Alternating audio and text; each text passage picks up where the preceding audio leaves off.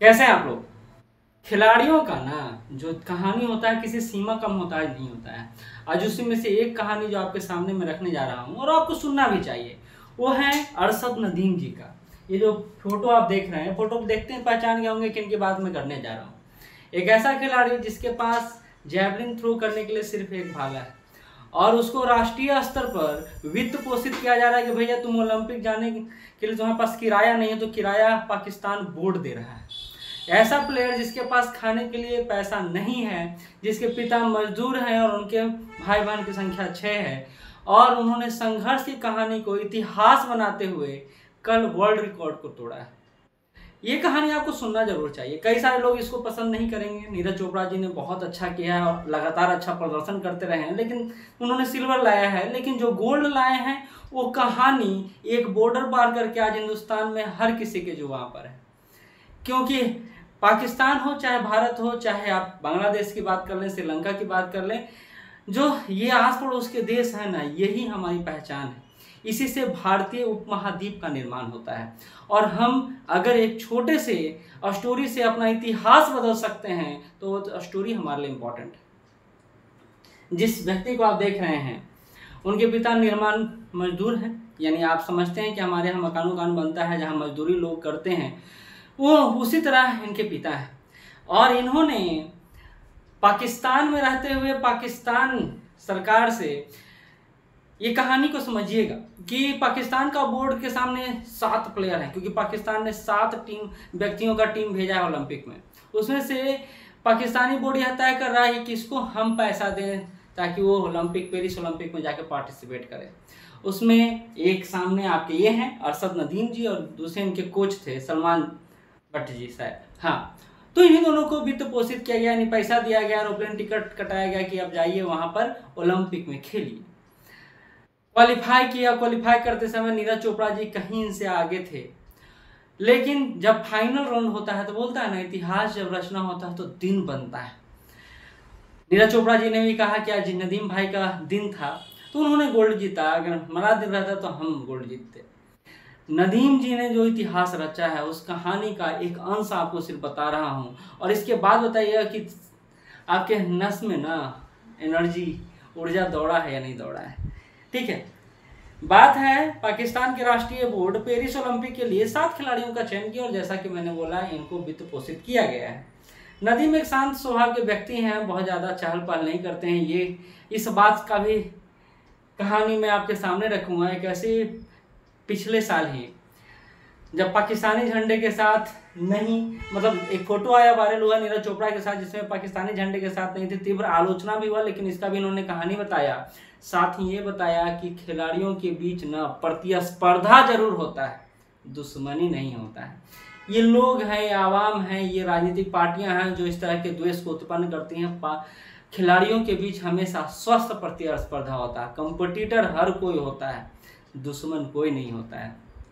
और इनका स्वभाव का पता आपको तब चलेगा जब अरशद नदीम जी ने जब मेडल जीता तो नीरज चोपड़ा की माँ से पूछा गया कि भैया आप तो गोल्ड नहीं जीत पाए नीरज चोपड़ा जी, तो उनकी माँ बोलती हैं कि ये भी तो अपना ही बेटा है। ये कोटेशन बड़ा वायरल हुआ।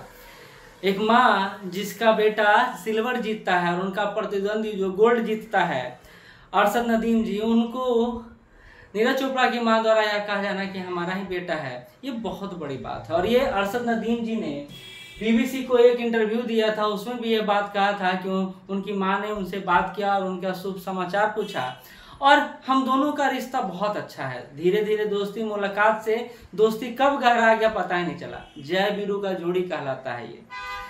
तो कहानी यही बता रहा था, यही आप देखिए बीबीसी को इन्होंने इंटरव्यू दिया, बहुत अच्छे से बताया, बहुत अच्छे से बात किया। तो पता चला कि धर्म और जात के आधार पर जो हम लोगों को बांटते हैं, खिलाड़ियों में ऐसा कुछ नहीं होता। हाँ, वो प्ले ग्राउंड में जरूर प्रतिद्वंदी दिखते हैं, लेकिन प्ले ग्राउंड के बाहर दोस्त ही होते हैं, मित्र ही होते हैं, भाई ही होते हैं। अल जजीरा चैनल ने इनके बारे में जो समाचार बताया उसमें ये कहा गया कि इनके परिवार को अपनी पसंद का खाना खरीदने के लिए भी संघर्ष करना पड़ता था और इनको अगर मीट खाना होता था तो इनको 1 साल का इंतजार करना पड़ता था इनके परिवार को, क्योंकि पिता एक पिताजी जो थे वो कितना नहीं कमा पाते थे कि पूरे परिवार को मीट खिला पाए। तो ईद का जब दिन आता था तो उसी दिन इनके यहाँ मांस मछली बनता था, मीट बनता था।